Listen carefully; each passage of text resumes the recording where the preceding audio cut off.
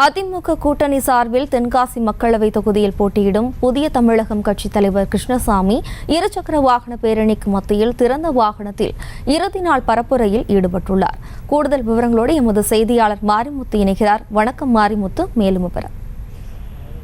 ஜெயஸ்ரீ, நாடாளுமன்ற தேர்தலில் பிரச்சாரம் இன்று மாலை 6 மணியுடன் நிறைவு பெறுகிறது. இந்த நிலையில் இறுதிக்கட்ட பிரச்சாரத்தில் பல்வேறு கட்சித் தலைவர்களும் வேட்பாளர்களும் ஈடுபட்டு வருகின்றன. அதன் ஒரு பகுதியாக தென்காசி மாவட்டத்தில் தென்காசி நாடாளுமன்ற தொகுதி வேட்பாளராக அதிமுக சார்பில் புதிய தமிழகம் கட்சித் தலைவர் கிருஷ்ணசாமி போட்டியிடுகிறார். இந்த நிலையில் தனது இறுதிக்கட்ட பிரச்சாரத்தை அவர் தொடர்ந்துள்ளார். அதாவது இருசக்கர வாகனத்தில் பேரணியாக தற்பொழுது இந்த இறுதிக்கட்ட பிரச்சாரத்தை தொடங்கியுள்ளார்.